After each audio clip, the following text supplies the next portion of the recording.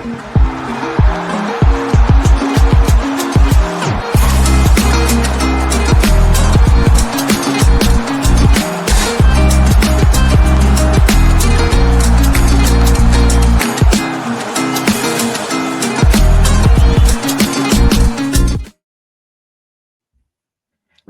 and welcome back to El Partido, yet another Spanish football podcast, but as always, with a little nostalgic twist. I'm your host, Nick Bell, and I'm delighted to be joined once again by my co-host, Paul. How are you doing?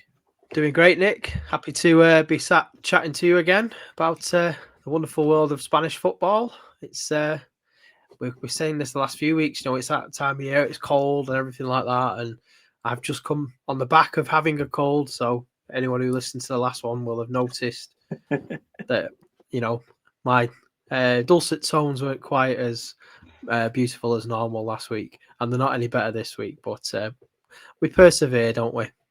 Yeah, it's a slight improvement, Paul, I would say, in terms of it looks like you're on the mend, but like you say, it's that time of year, and it is absolutely, to coin a nice northern term for us, Paul, Baltic here at the moment. I think it's like -2 outside, just outside of Blackpool. I'm sure it's even worse where you are in Manchester.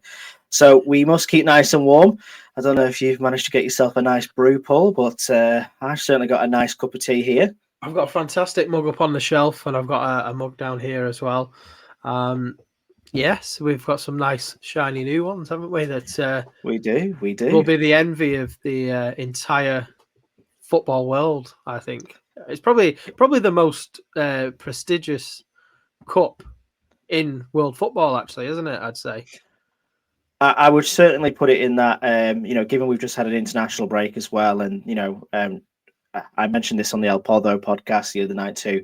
Scotland have qualified for the World Cup, which is obviously great and fantastic news. I know Ireland are in with a shout as well, Paul. So obviously all my fingers crossed for you too. But with it being in America, is the World Cup actually going to be that special? And will it be able to leave America? Because Donald Trump has now got a bit of a habit of keeping the trophies as per the Club World Cup. So maybe these lovely El Partido mugs that we're now advertising will be the ones that are a bit more important, a bit more special, and very limited edition as well, Paul, we must say.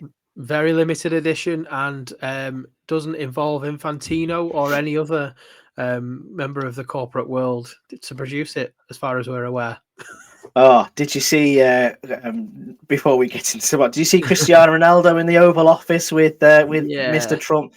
He has definitely got post-retirement portrait of fragile male masculinity written all over him, hasn't he? He's going to be tweeting all sorts of nonsense about how you need to fight against the machine and things like that. I can see it now, which is such a shame for such a brilliant Spanish football legend.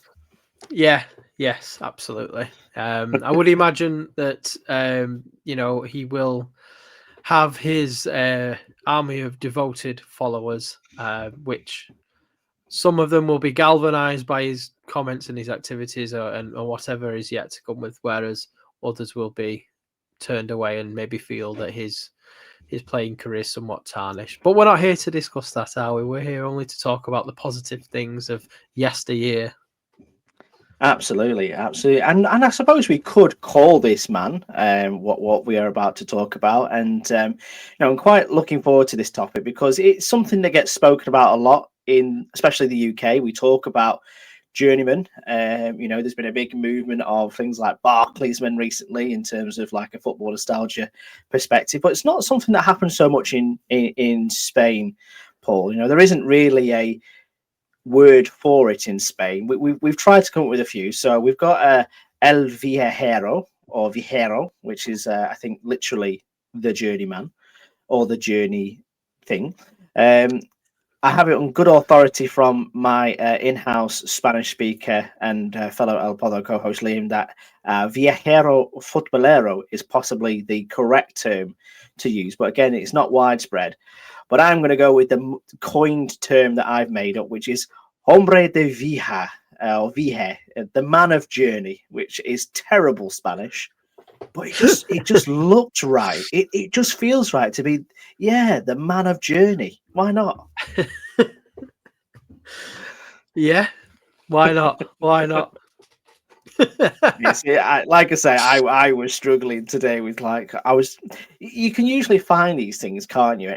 And Spain does have a beautiful way of taking something, for example, like a an overhead kick, uh, Yeah.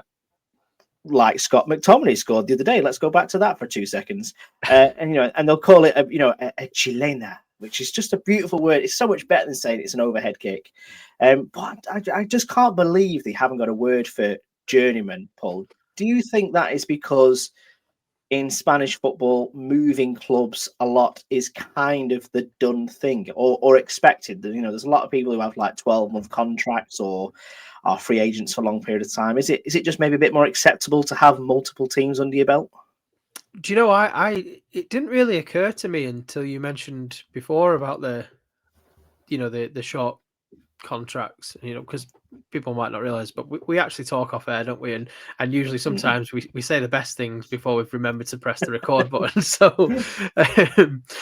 but yeah, it hadn't dawned on me until you mentioned it before that actually, yeah, there is the short term contracts, and there's a lot of players moving and playing for multiple clubs throughout the career. So maybe it's just what do you say? Well, how would you phrase it? Like underappreciated or not recognized as much in Mm. Spain because it's just sort of seen as normal, whereas in English football in particular, the phrase the term journeyman has been bandied around because it's kind of goes against like the idealistic version. That player that plays for your club will always love and care for your club more so than any other club that he plays for, and therefore when you get players who do travel around the leagues or travel around the cup, the clubs within the league, it stands out more, and that's why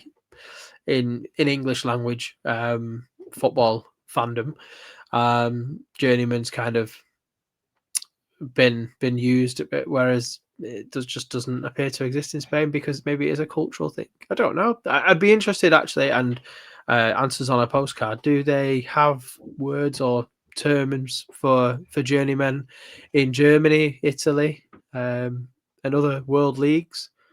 Let us know. Mm. At we don't have a postal address, but you can reach out to us on social media. Yeah, we need a virtual post We box do. or a PO box and take it back to the days. Whatever happened to PO boxes? That's a different podcast. Let's get back Yeah. to Spanish journeymen. So basically, as we said, we could name you hundreds of journeymen if we really wanted to, but you might not have heard of any of them. So we wanted to bring you sort of like our top five or our top favorite journeymen. Talk about the careers, perhaps why they bounced around so much, or where they ended up and where they ended up playing.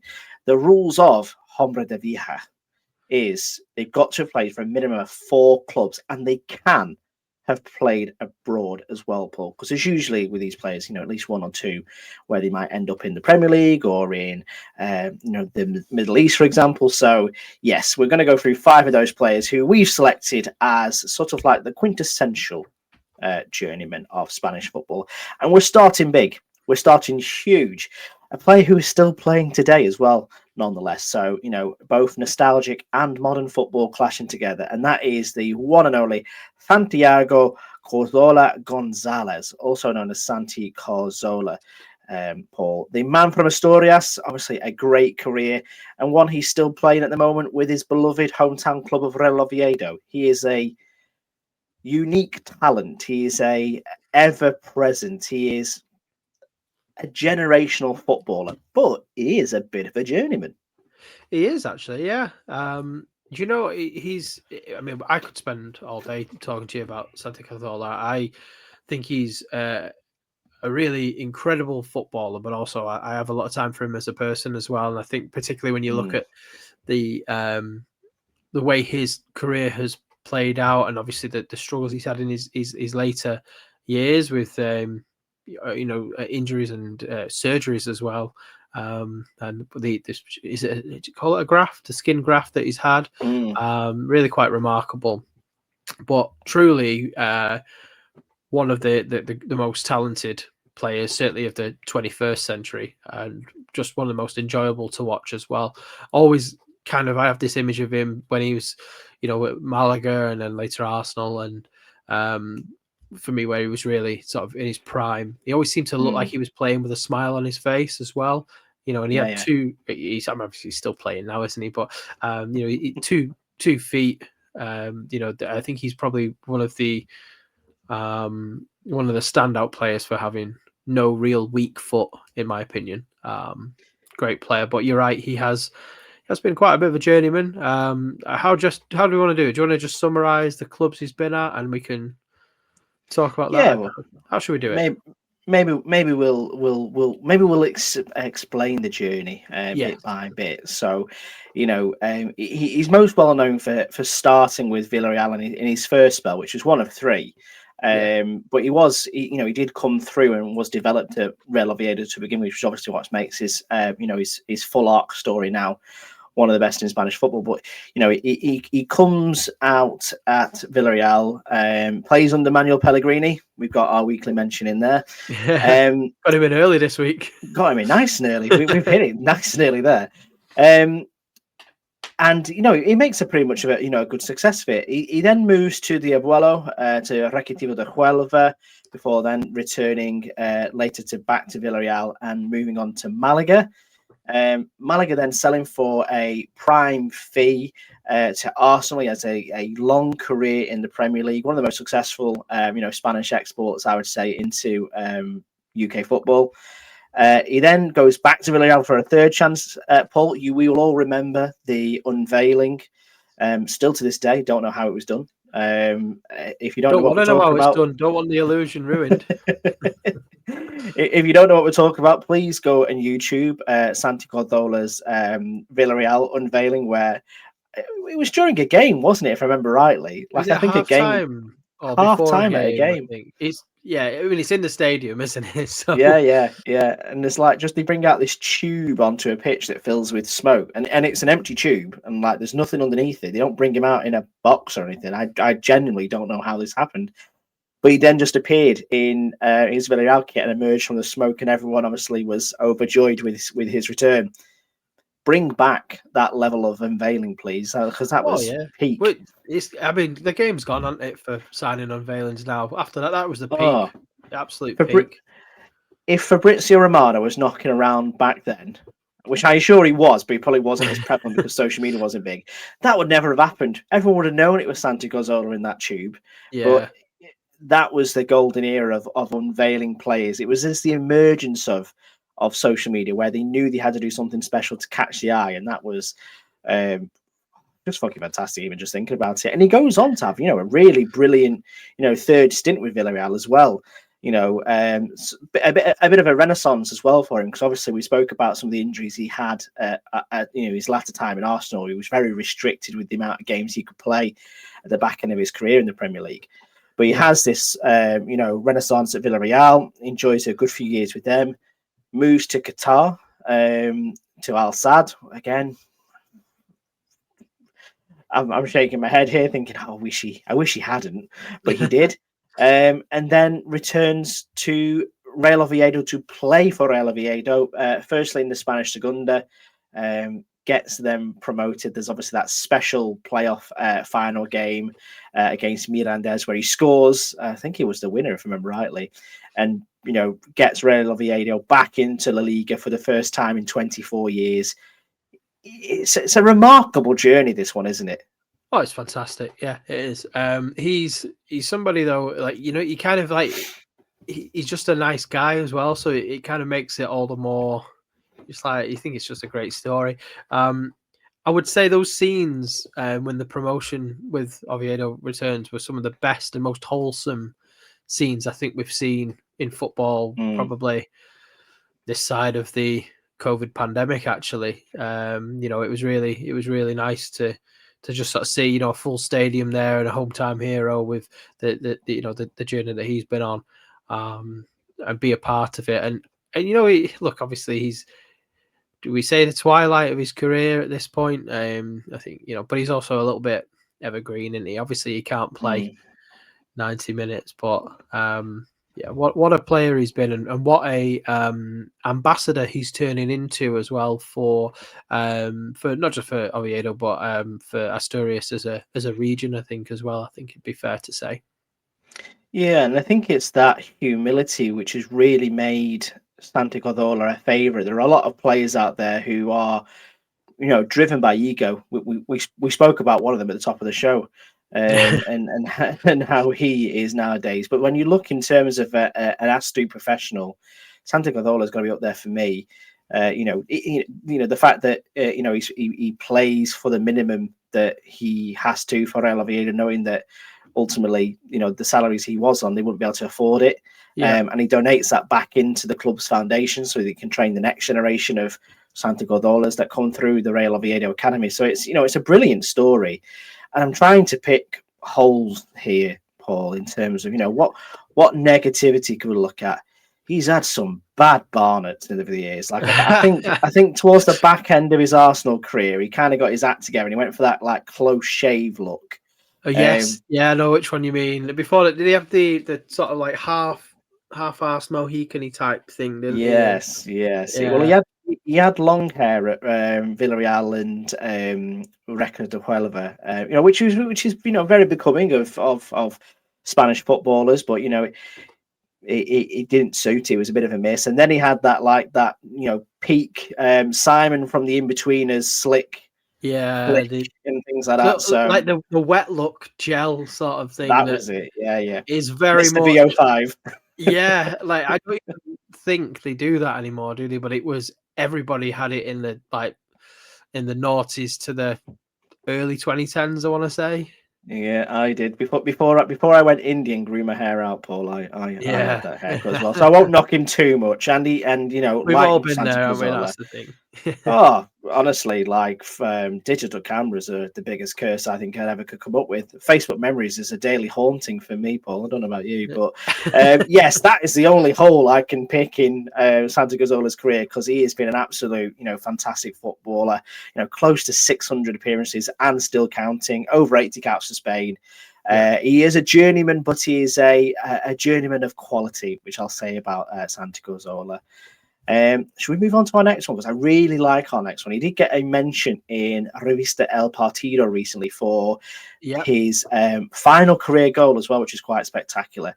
And it is Eritz Aduriz, who, is an athletic club legend, but he's also a bit of a late bloomer. And he did go on a bit of a journeyman's walk to Athletic, or back to Athletic Club. Another person who's had that full full arc. circle.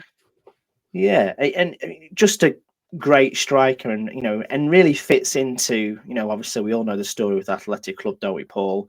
The only recruit players who have got connections to the Basque Country, and it must be a struggle to find strikers time and time again. But if you can send them out to go and learn their trade elsewhere and then bring them back, it's quite decent as well. So tell us where he went on his journey to begin with. Yeah, so we're talking. I'm going to do it in a way that I think it sort of signals sets the scene the most. He went to Burgos, he went to Valladolid, Mallorca, Valencia, and then back to Athletic Club for the 8-year spell before he ended his career. Was it? Am I right? Have I missed anyone out there? Did he have a loan spell anywhere else? No, I've got it down as he was at Burgos, Valladolid, Mallorca, Valencia, and then Athletic Bilbao again for a second time. Yeah, I'm not missing anyone out there then. No, he's somebody as well. Like, you'll see him occasionally doing the tour of his former clubs as well. Like, he's seen occasionally in the stands at Son Mosh as well, Mallorca, as well as at San Mamés. And he was one of those players that Amazon followed around for what was the series called that came out? Was it 2019? Basically started during the COVID season, didn't it? Was it 5 Dreams or something like that it was called? Yeah, I think so. Yeah, it was kind of like a behind the scenes look at Athletic Club, wasn't it? Yeah, and they were following the players to their home. He was in there, and I think there's a scene that I remember where he's driving in his car and he's talking about how his body's like physically aching and giving up on him, and he's the bones are worn at the joints, and he scored this fantastic goal against Barcelona, the last goal of his career, and I remember watching that match live and thinking, wow, and then it's only a short amount of time later that everything ground to a halt and we were all locked indoors with wishing football was back. It seemed to be strange, and during that period of time he decided his body couldn't handle anymore.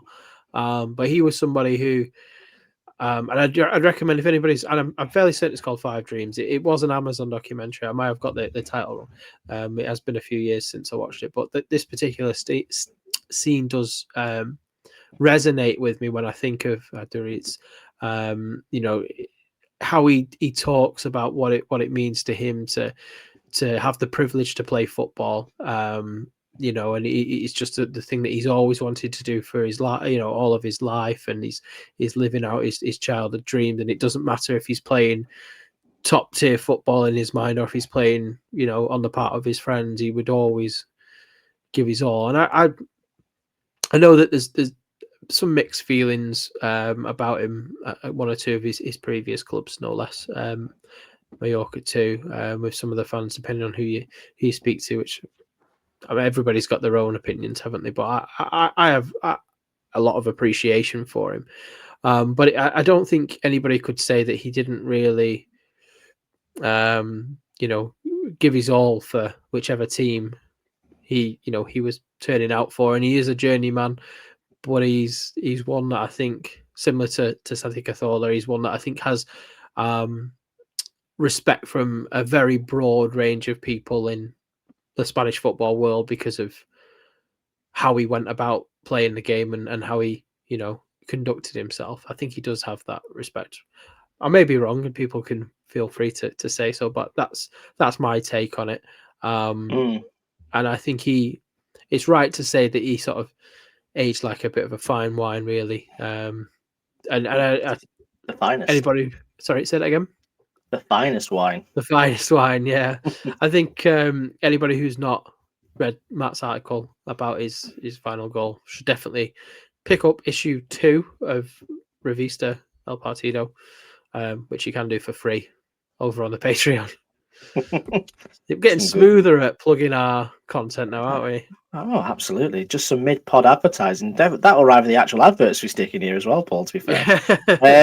Yeah, it's a very interesting story because it will not shock you, Paul, that if he was to become a manager one day, he's going to become an elite manager because he is from the Garden of Eden of managers, which is Guipúzcoa in San Sebastian. He was born there. He was in the same youth teams as like Xabi Alonso, Mikel Arteta, Imanol Iriol, and it was just always one of those things where he was destined to be a footballer. Now, he didn't, get his break like they did at a young age. He was 19 when he actually got signed to Ledesma. And he went and made a decent name for himself, at Athletic Club before then moving on to those aforementioned clubs. I remember him at Valencia, which I think it was Unai Emery who was manager at the time. Yeah, and he was a real presence in that squad, and I think that is when you can sort of like put the finger on it where it clicked for him as a striker in La Liga at a time when there were so many decent strikers in La Liga as well. But he was just an absolute workhorse, wasn't he? And he was a real talent. That's the key thing there. Yeah, there's 2 key points that you made there: the composition that he had around him at the time, and his work ethic. I don't think anybody could say that he didn't earn any of his, caps or any of the goals that he scored. It was always, he never left the field looking anything but knackered, really, I'd say. even when he was younger, I seem to remember him looking very worn out. But I think he earned his place as a professional footballer. And like you say, he didn't necessarily have the smoothest of routes in there. But workhorse is definitely a a good way of surmising him. Yes, and I think, like say, when you look back at some of his best bits, he's been described here as ice cold in front of goal, which I really do like. 5 goals in a single Europa League match, netting 4 goals across 2 legs to help Athletic Club win the Spanish Super Cup against Barcelona back in Yes. 2015. He's going to have those memories, and like you say, that goal which Matt describes in Revista del Partido will go down as possibly one of the best goals ever scored in the league. Not only was it for Athletic Club against Barcelona, it was in his final game, and it was a motherfucking Chilena. So it had everything involved in that. So I think, as much as he is a journeyman in the sense that he's played with some really really interesting clubs there, and I think that's the important thing I look about for a journeyman, Paul, is what is the tapestry that made him. And when you've got teams like Burgos, Valladolid, Mallorca, Valencia, and Athletic Club on your CV, it's interesting reading, isn't it? Oh yeah, absolutely. I mean, Mallorca alone, if you ask me, makes it interesting. But yeah, I mean, I'd bat your hand off to play for pretty much all of them clubs, maybe with the exception of one. No, I'm only joking. I'd love to play for anyone. Which one? I'd be terrified of going to Real Valladolid, knowing that Magic and Gonzalez. Should I say it? But yeah, the answer is Valladolid. Yeah, not it's too cold. Way. That's what it is. It'd just be too cold for me. Exactly, and as an expansive attacking talent that I am, I'd be too nervous that they would subdue me like they did with mythical Gonzalez and with Hatim Ben Arfa and others as well. So it's nothing personal. Yeah. It's just it's downright voodoo that happens in Valladolid. I do like the colours of Pucela though as well. I think I'm not. I don't think it would suit me personally though, but I do like. I always think they have a decent kit. Exactly. And Aritz Adores is one of our other journeymen. On to our 3rd out of 5, Paul. This one's a very interesting one, and again, still going today. If though I believe at the end of the season is announced he's going to leave his current club.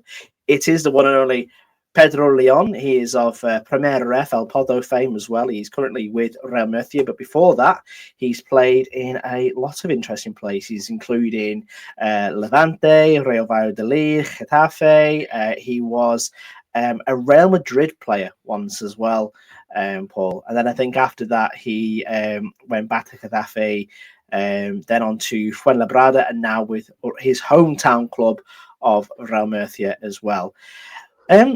It's a bit of an unusual one, really, because he's not someone who you would maybe put up there with some of the names you've already mentioned. But as a workhorse, as an industrious football player, as somebody who has always kept himself at the top table, he's well known for that, creativity in that final third product that he produces.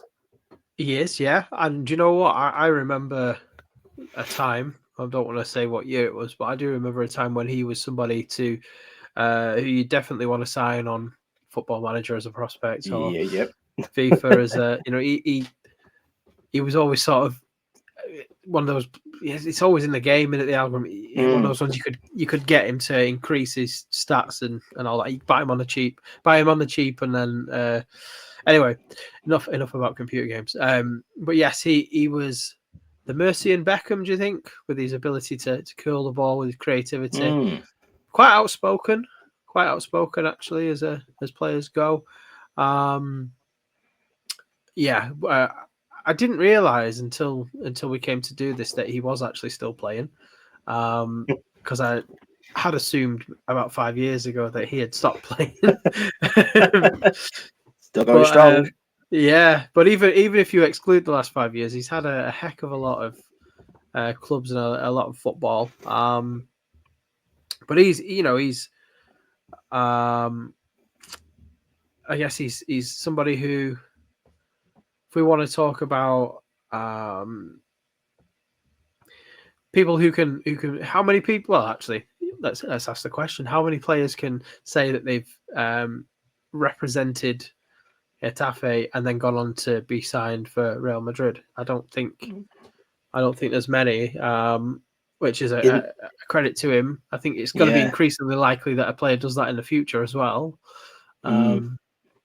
But I think in this era, especially, we talk about sort of like that mid 2000s, so again, to remind people of what the might of Getafe were at the time, they previously made, back to back Copa del Rey finals, for yeah, example. They were consistently, finishing mid table in Liga, punching well above the weight for a club of their size. They are yeah. a capital city club, but they are based out there in the very southwest of or southeast of club. Can't quite remember which one. But he Southwest, made but he made they yeah. are. I mean, bear in mind as a club, what were they founded in the 70s? I think, wasn't it? It's, Mm. the one of the younger clubs in Spain. I mean, obviously, some people contest, but it's a merger of two clubs. So where do you define the start date? But Getafe, were they are a young football club, and to actually have reached that point in the early 2000s.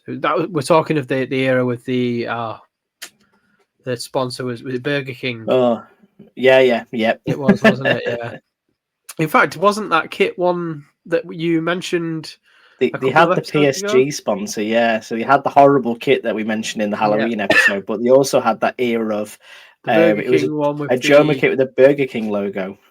and then was that the one where if the player scored and pulled it over his head, it had a He face did. imprinted? Yes, It was the king, wasn't it? If I it remember was. rightly. Yes. Oh God, take us back. Take us back, Paul.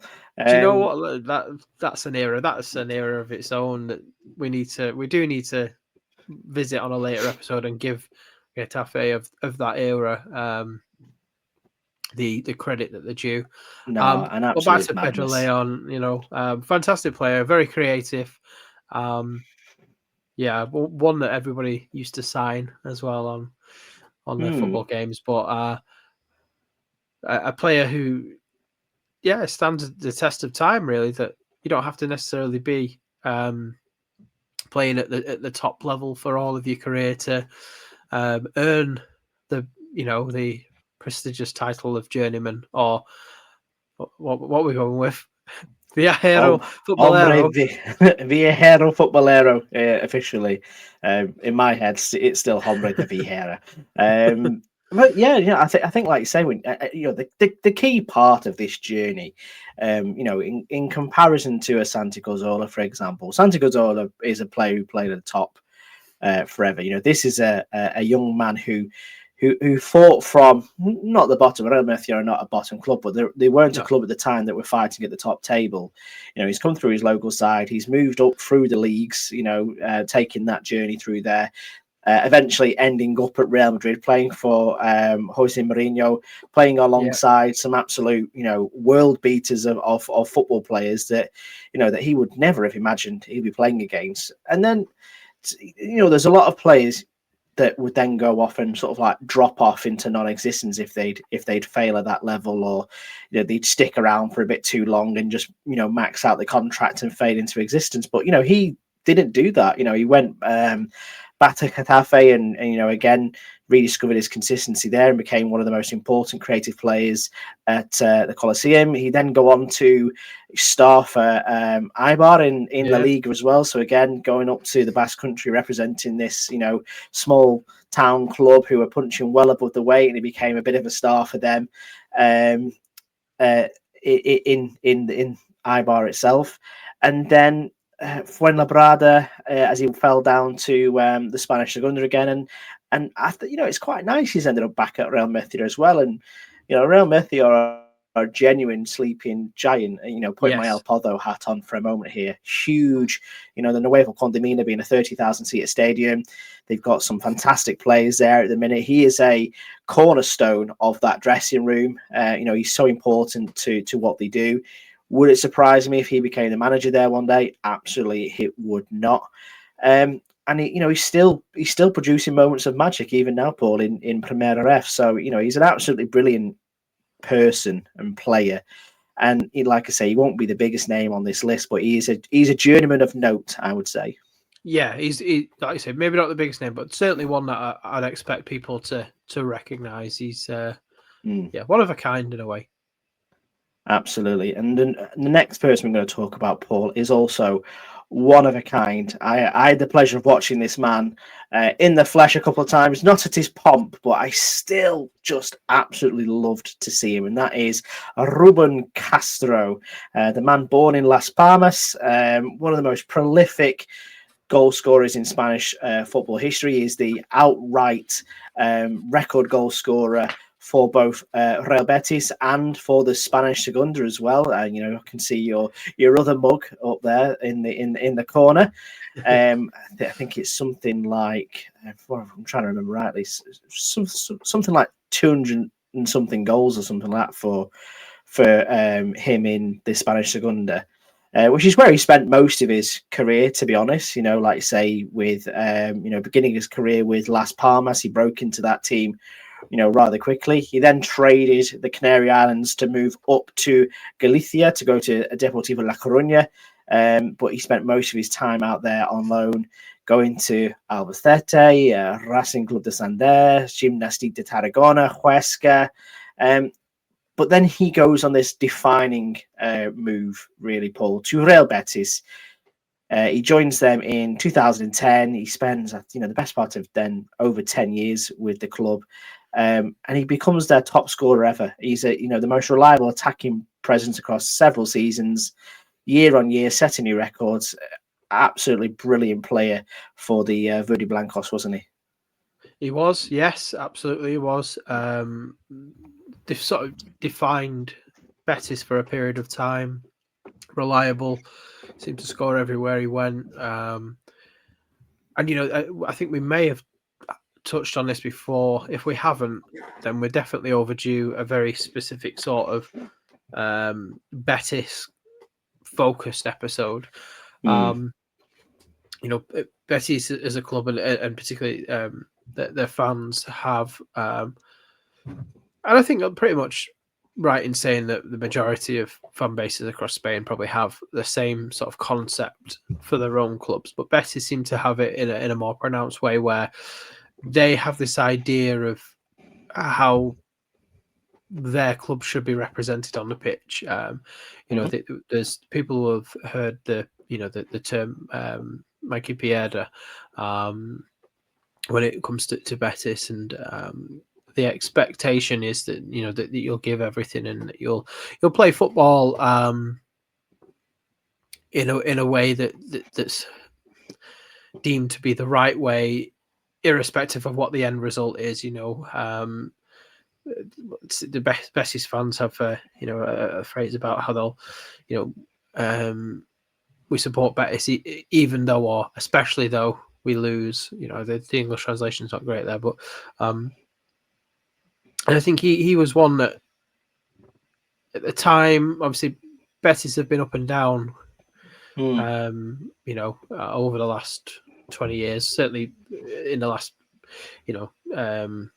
5 to 7 years they've been more up than they have been down, obviously, and we're not going to put that all down to the genius of Pellegrini, because obviously before Pellegrini there was Quique Setién as well, who had a good spell in charge of the club. But prior to that, we're talking about the return to the top flight that Ruben Castro was involved with, and he's someone who he just seems to be able to depend on him for goals. But it wasn't just goals as well. He was somebody who would run into the ground for the team, and I think that sort of embodied what Betis fans were expecting. So that chapter in his career is one that probably garners the most attention.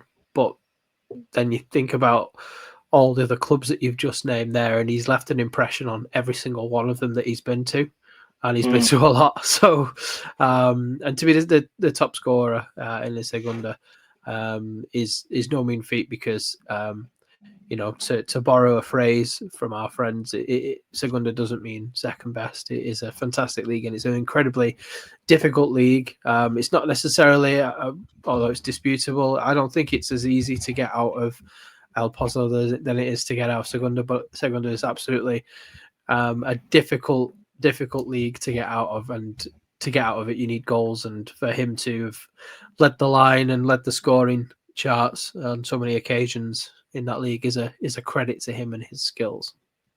Oh, absolutely. I think, like you say, when he, takes them back up to La Liga and establishes himself as a top La Liga striker, he's big. I don't want to say trick. Trick's not the right idea, but the way he could play on the shoulder of his man, and find those gaps. He's not a player who's blessed with height. He is a man who's short in stature. He is very much the Nick Bell of Spanish football. But he just knew how to read the game properly, and well into his 30s as well. Not forget, he retired only 2 years ago. I think he was the age of about 42. He was still playing for Malaga in the Spanish Segunda. And even before that, after Betis, just to full round the journey for the journeyman. He went across to China. He played for, I'm not even going to try and say this name. Oh, actually, I will. Guizhou Xincheng, I think it's called. Before returning to, it might surprise you, Paul. I can barely speak Spanish. I definitely can't speak Cantonese. He returned to Las Palmas, obviously his hometown club, scored 30 goals in 65 games. So even at that age, very much into his late 30s, still knocking them in for fun. Went to Cartagena, which is, a really, at the time was a fun club. They just got back into the Spanish Segunda after a long stint down the well, and then finished his career with Malaga, which is where I got to see him. And do you know what? He was really fun to watch, and you could sometimes see his visible frustration at times that it just wasn't going well for him. He'd ultimately end his career being relegated down to the Primera F with Malaga. But that season, I would never put it at his door that it was his fault. It was a calamity of things off the pitch and on the pitch that meant that Malaga lost their Spanish Segunda status.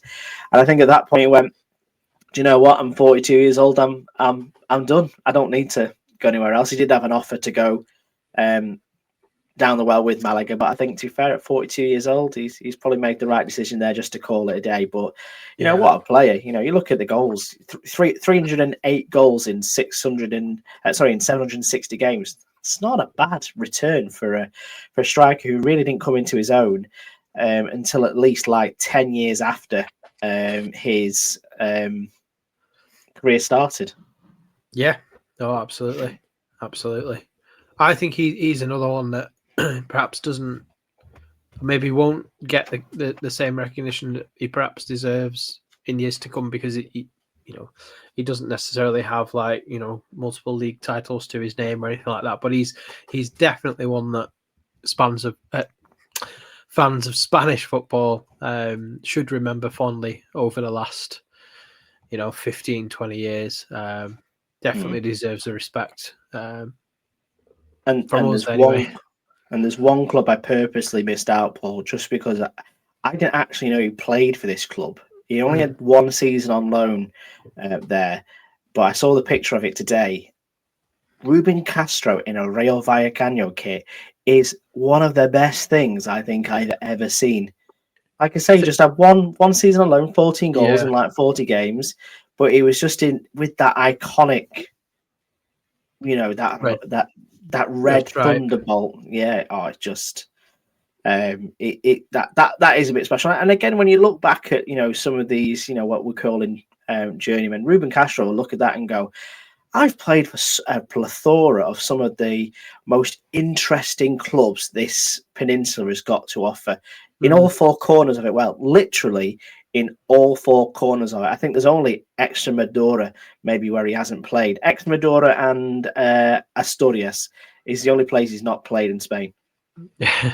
It's not bad going, is it, really? Even if you were just doing it as a food tour, Yeah, exactly. So, widely regarded as one of the greatest goal scorers, not just in Real Betis history, but also, one of the most reliable forwards in modern Spanish football, particularly in those top two divisions as well. And who knows, he could have gone on and done something, magical in the Primera Federación, but he went full Michael Owen and he said, it's not for me. I'm only a top table player. On to our fifth and final one, Paul. And this is quite a fun one, I think, because, do you know what? He doesn't get mentioned a lot, but he's actually quite a cult player, in my opinion. Yeah. we I talk mean, he about Luis achieved a lot, Garcia. doesn't he? Yeah. Oh, absolutely. Like from humble origins, become great stories, and we've called him a journeyman here. He's got quite a unique story, and obviously people probably remember Luis Garcia more for what he did in the Premier League with Yeah. Liverpool rather than what he did in Spain. But he still had a notable amount of clubs in the Liga and beyond. So obviously, he starts out his career in the Barcelona academy, is in La Masia. He spent several years, developing there. He goes on loan to Valladolid. He goes to Tenerife. He ends up at Atletico Madrid before finally breaking into the first team picture at Barcelona. So again, he's had quite an interesting background there, hasn't he, Paul, in terms of starting a career and then obviously breaking through at Barcelona makes you a pretty decent footballer at the time.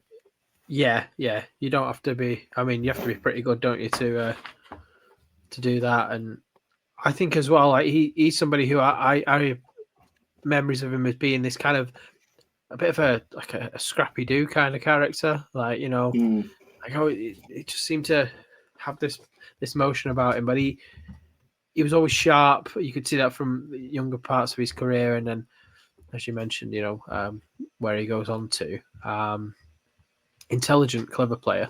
Should we break down some of the moments or some of the other clubs?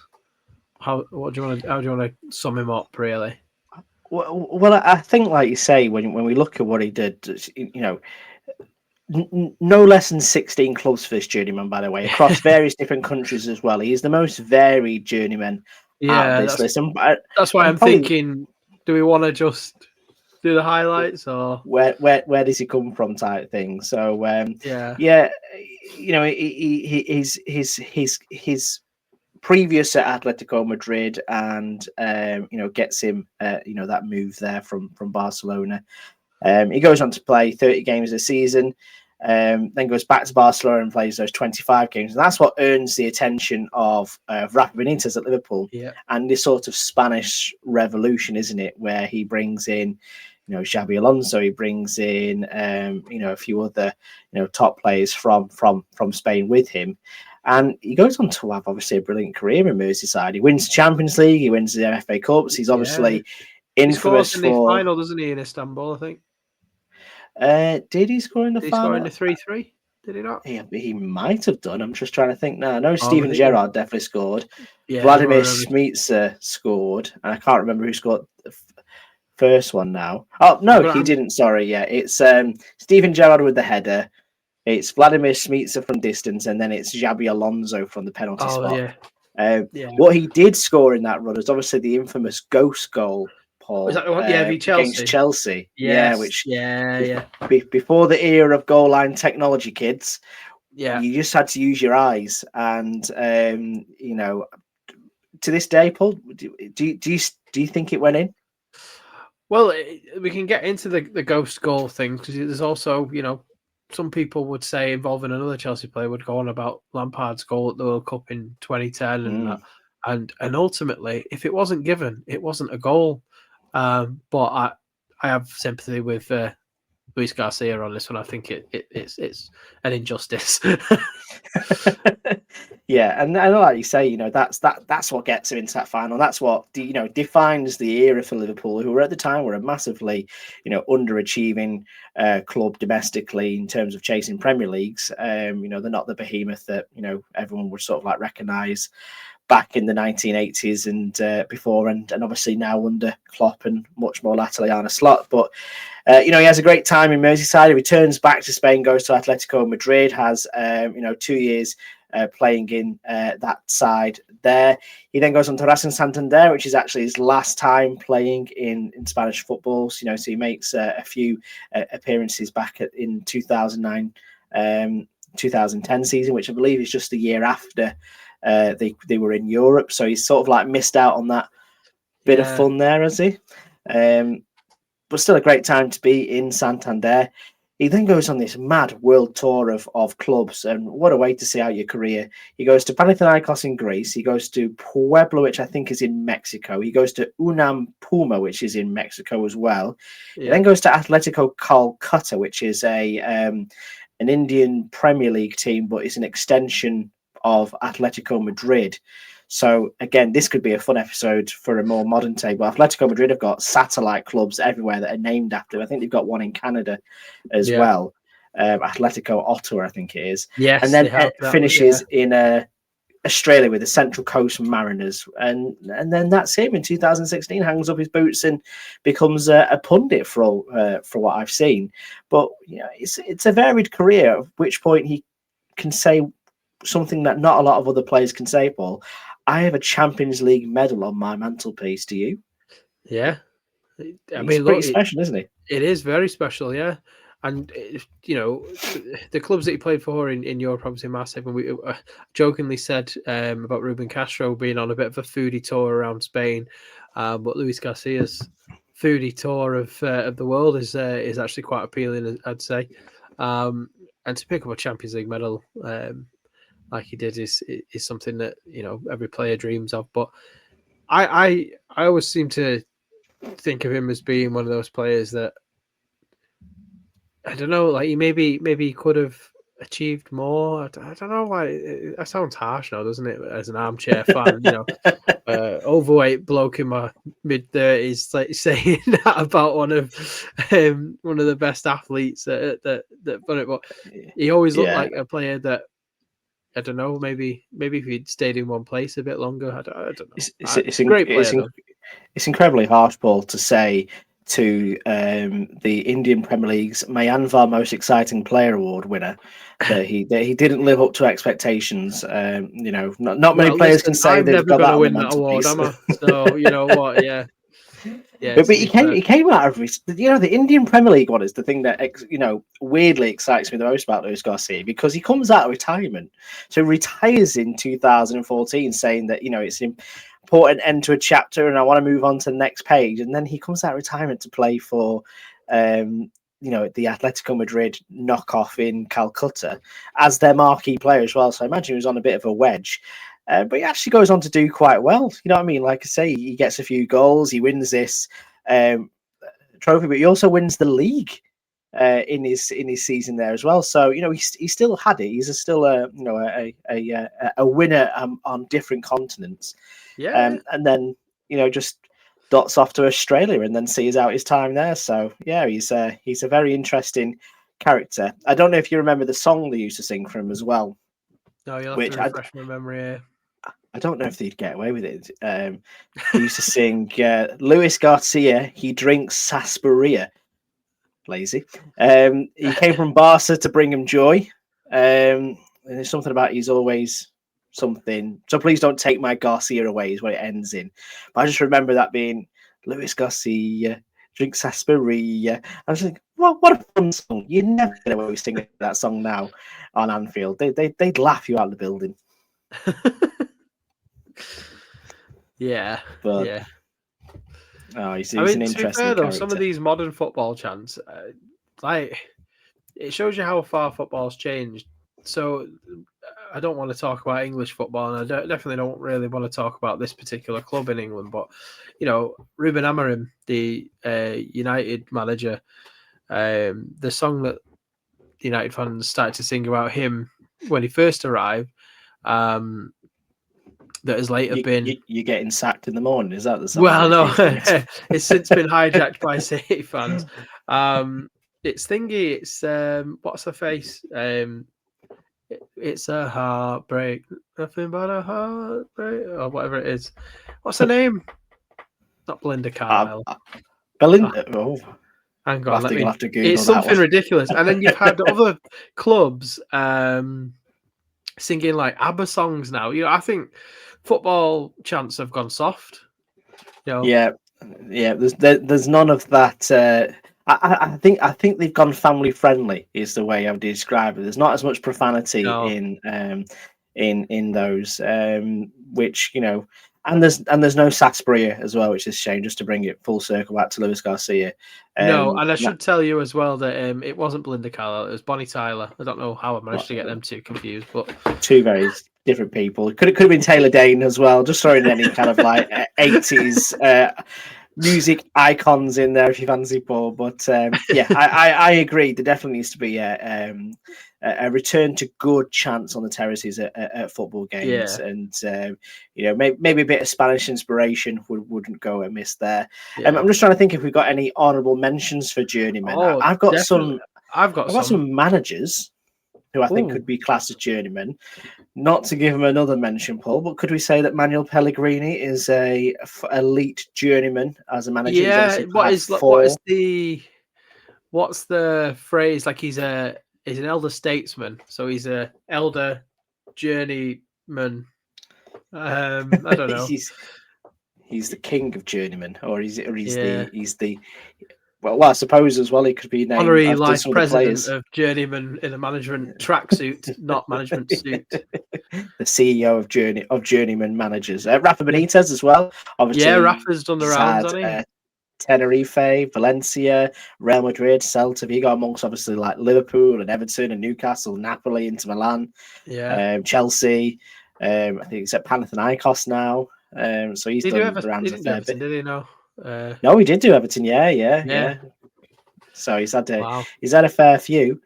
Yeah, plenty of them, I imagine. Players wise, I think I was trying to think whether Samuel Eto'o could have been one, but obviously A, he's not Spanish, and B, I think it's just a two, isn't it, in Spain? Just Mallorca and Barca. What about this one? The Beast of Vallecas, Alvaro Negredo. Ooh. So starts his career at Rayo Vallecano, obviously. Goes to Real Madrid B, Almeria, Sevilla, Manchester City, Valencia, Cadiz. You know what? That is a pretty good shout, actually, in terms of wanting to there. I think I might have one that might trump you there, and it's in a similar vein, actually. Two very similar characters. Okay. And this man is Danny Guitha, who I did think about putting into this list. He has had, nonetheless, started his career with Jerez, went to Mallorca, went on loan to Dos Hermanas, Recreativo de Huelva, Barcelona Bay. He played for Ciudad Murcia, which I think became UCAM Murcia in its later version. Getafe, back to Mallorca. Fenerbahce, back to Getafe. Jojo Daraltazam, I haven't got a fucking clue where that is. Cerro Porteño, Cadiz, Atlético San Ñeño, Algeida, Rota, Algeida again, Roteña, and Real San Ñeño, all I imagine in the Cadiz region, those latter ones. But that is a whopping 27-year career there across none other than 1, 2, 3, 4, 5, 6, 7, 8, 9, 10, 11, 12, 13, 14, 15, 16, 18 clubs. Wow, yeah, that Danny Guitha. That's got to be the winner, really, hasn't it? It is, and I'm just looking into Johor Darul Ta'zim because it has just occurred to me who they are, and they are a Malaysian side, but they're a Malaysian side that are known for picking up Spanish football players. Jonathan Vieira had moved there quite recently. Even now, I'm just looking at some of the players he got in their squad. Nothing's actually jumping out in terms of noticeable players that are in their squad right now, but they have had like some mad former players that are in there. You could have. I'm thinking of others. A player that feels like he should be a journeyman, but he isn't because he's not done to enough clubs. Maybe, but there's still time left in his career. Is Alvaro Morata. So yeah. When you look at it, he's only actually done Real Madrid, Juve, Chelsea, Atleti, and where is he currently? He's in Galatasaray, if I remember rightly, isn't he? Or AC Milan, one of those. I think it's in Italy. But to me, he's always felt like a player that's on the move, like never settles. And he never doesn't meet the criteria for our selection here. He's an interesting one. He could have quite easily ended up in that squad, to be honest with you. Because, like you say, when you look at some of the players he has times, I'm now down a rabbit hole of Johor Darul Tazim players. Say Rodriguez played there. Jonathan Vieira, Hisco Munoz, he was there too. Oh, I need to stop doing this otherwise. Yeah. Jeff Bezos is going to worry about me with my history of why is this man looking at this right now. Why are you searching for it on Amazon? True. I search for everything on Amazon. I'm trying to buy a shirt. That'll be my excuse. But yes, I think we've tangented a bit too close. Yeah, we need to wrap we it up. Need to get back onto track. So let's wrap up. We've had a fantastic look at Hombre de Vieja, the Viajero Futbolero is what we're going to call the podcast. So yeah, if you've got any suggestions of who you think would be quintessential Spanish football journeyman, do send us your thoughts on a postcard. Respond to us on social media. So we'll put out some questions on there, and we'll do the whole thing. We're not very good at social media, but we'll try our best. Keep your eyes peeled for issue 3 of Revista El Partido. Really lost it now. Issue 3 is going to be released at the end of this month. We've got some really exciting stories being planned in there. If you haven't read the first 2 yet, head over to our Patreon page and you can have free access to issue 1 and issue 2. If you become a free member of our Patreon, just give it a bit of a like and follow, and you can get read some fantastic stories about David Trezeguet, Alicante, Maradona in Granada, Kappa football kits, my trip to Yeclano Deportivo. There's all sorts of stuff you can catch up there. If you want to check out some of our recent episodes today, not to end on a somber note, but it is 50 years since General Franco died. We did some fantastic episodes with Chris Lee and with Brendan Madden of Once Upon a Time in La Liga. We focused on some great stories there. And if you haven't listened to the Manuel Pellegrini episode yet, where have you been? This charming man came out last week. It's a great episode we did with La Liga London. Rahul is the man that runs that account, and we basically went back over his entire career, didn't we, Paul, in Spain, and had a right old fun time. We did. And we concluded that our appreciation for Pellegrini was justified and remains justified. What a great bloke, and what a nice episode it was as well. We've had some really nice comments on the back of that, and obviously it sounds like people have enjoyed listening to it as much as we enjoyed recording it, which is always a bonus. Absolutely, and that's what we do it all for too. So I'll say thank you so much for listening at home. I'll say thank you to you, Paul. In fact, cheers, Paul, with our lovely mugs. Mine's on the shelf. Maybe one day we might have a little contest to see if you can win yourself an El Partido mug. So do keep an eye out for that. And anything else we might do in the future, because it's just all beginning here at El Partido. But thank you once again for listening to this episode. Go and like and subscribe, give us 5 stars, all that other bollocks you need to do on social media to get noticed. And yes, we'll see you again very, very soon. Hasta luego. See ya.